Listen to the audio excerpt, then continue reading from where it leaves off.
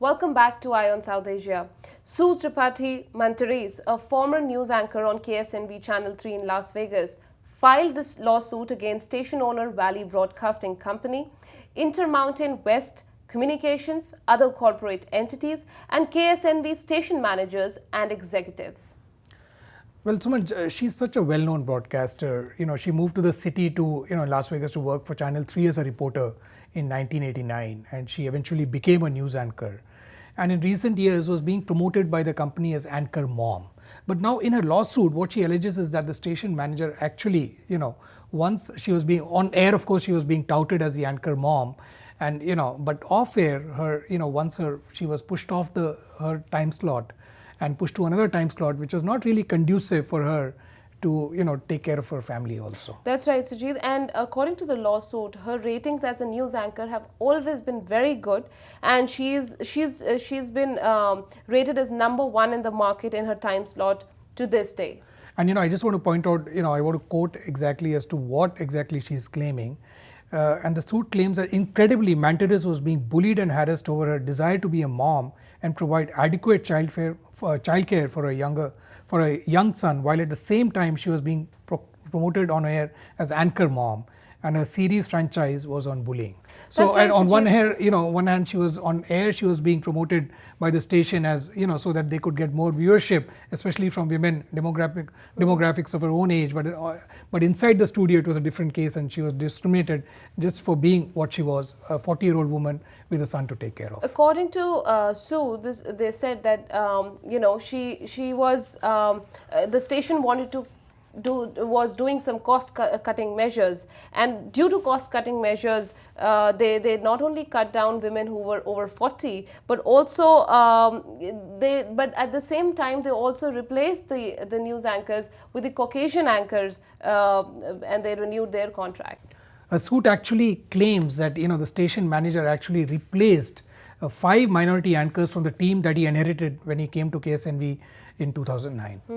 Sujit, also according to the lawsuit, after Mantaris told the station she would be pursuing a harassment action, management told her contract not being renewed was a financial decision and had nothing to do with her race, gender, or it was not biased. Suman, it seems like this entire episode is going to be full of discrimination stories, but we cannot but also mention another case of discrimination, this time against Indian origin Sikh. And this again case has been filed by the Equal Employment Opportunity Commission against Guardsmark, which is one of the world's largest security firms. And the case has been filed by Inderpal Nair, who says that his co-workers continuously harassed him about his age. He's over 60 years old, and also about his turban and where he came from.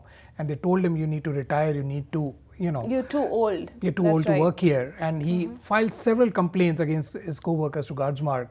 Eventually, he was transferred to another department. He lost his benefits, and then he resigned from the job, and now finally he's come out against Guardsmark. That's right. Not only that, his hours were reduced. He lost his benefits, as you mentioned, and then he ultimately resigned.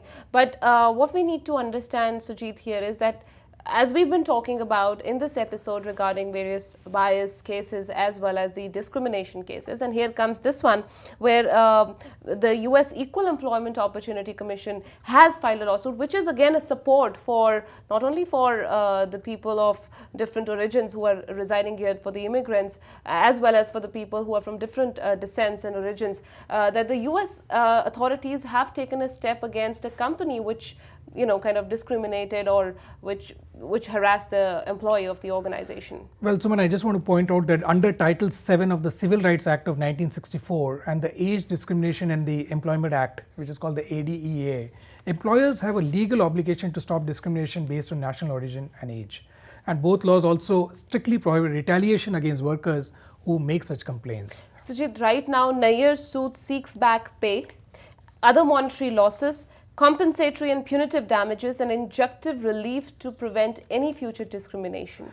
Absolutely. But Suman, one thing to be noted here is that the retaliation cases, especially employees who are fired after, they file, a complaint or they actually complain against the employers, have been increasingly growing in number in the US. In last year itself, in 2010, the retaliation charges filings across the country increased 6% over the last 5 years to a record of 30,948 cases. So almost like 31,000 cases were registered last year itself, by employees who felt that they were fired because they retaliated by complaining against their employers. Absolutely. And this is something which, the EEOC takes up cases. A large number of cases which the Equal Employment Opportunity Commission takes up are such cases itself. And, this seems that there's a lot of awareness about this, but employers, seem to never cease doing acts like this. That's right, Sujit. That is right. Equal Employment Opportunity Commission, tries to create awareness, and it also said that employers have a duty to respond promptly and adequately to reports of discrimination, and those who choose to ignore the harassment or respond with retaliation will be held accountable by the court. What surprises me also, this is a company, Guardsmark, which is like an internationally known company. It is, and they have like an international workforce. I just want to tell you that they have 150 offices throughout the US, Canada, Puerto Rico, the UK, France, and Singapore. And it's, of course, its principal area, its headquarters is in New York City, but its administrative center is in Memphis. And they have a lot of, there's a large number of workforce coming from other countries. And it's surprising that, I would think that such kind of things are actually kind of a joke amongst employees, that you are too old to work and you should retire. But in this case, it seemed that there was a lot of racial charges also, right. which were implied against Inderpal Nair. And he really took it to heart, complained a lot of times, but his complaints fell on deaf ears. Sujit, this seems that it seems that in this episode, not only in this episode, but also in the entire country, the discrimination, the bias cases have increased drastically. And especially with the number of jobs which are being lost in this country, the US companies are cutting down on their workforce, and a lot of employees often feel aggrieved. They feel that they have been, all their long services to the company have not been recognized and they have been fired. But these are the legitimate cases which the companies should not really indulge in. But at the same time, Sujit, I also agree that the employees and the employers at the same time should not ignore the harassment and the any kind of bias or racial discrimination which takes place, and should be brought into the notice of EEOC, that is Equal Employment Opportunity Commission. Well, Sumant, we have spoken about a lot of cases of discrimination. Let's move on to something else. On a more lighter note, but the RP convention was held in New York City. We have spoken about this even in last episode. Dr. Sunita Kanumuri, who just took over, as the head of the RP, held a press conference right after the RP conference was done. And RP, of course, is the American Association of Physicians of Indian Origin. Sujit, well, I think the RP was absolutely a great convention, and it has been always, and it is very consistent till date. And I think we can see that very well. Well, this is a season of conventions. There have been a lot of conventions happening all over the country, and next week we are going to speak of a couple more conventions, including the APNA and the ISNA, and also the Bengali convention, the Tana convention. But RP is one of the prime organizations in this Certainly, country. at this point of time, we've talked about conventions, but it's time to talk about an inauguration as well.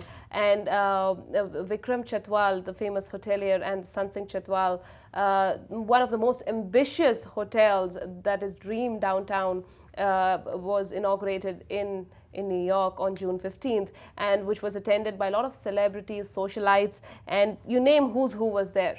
But this is a $300 million hotel which is located between Chelsea and the Meatpacking District in New York City.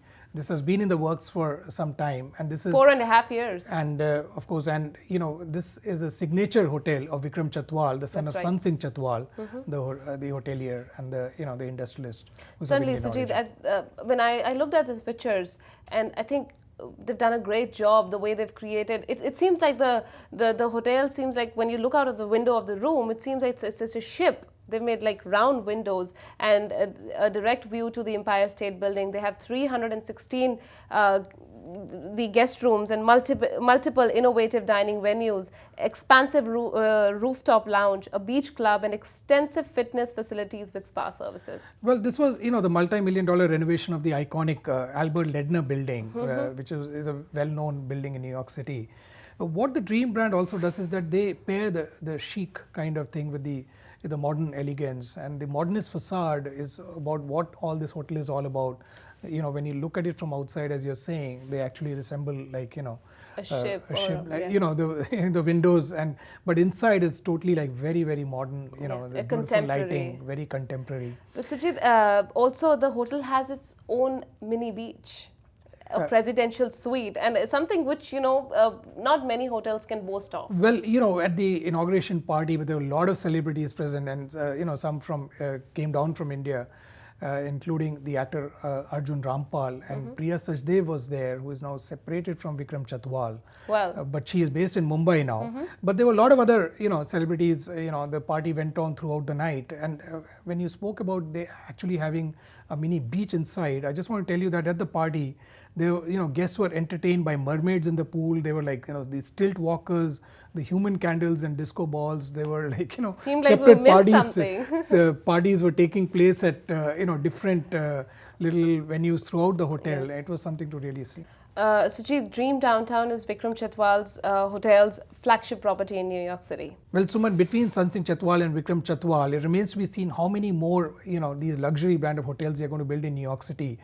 You know, when I spoke to Sansing Chatwal a while ago, in an interview, he had told me that, you know, one of the, you know, the signature marks of the, you know, the Chatwal properties is that they build these hotels in the prime areas of New York City, especially around Times Square, and they almost have, after every block, they have these signature luxury brand hotels. That's and right, Dream Sujit. is the latest addition to their, you know, bouquet of hotels. Certainly, Sujit, and I think it's very interesting to know that the kind of hotels they are coming up with.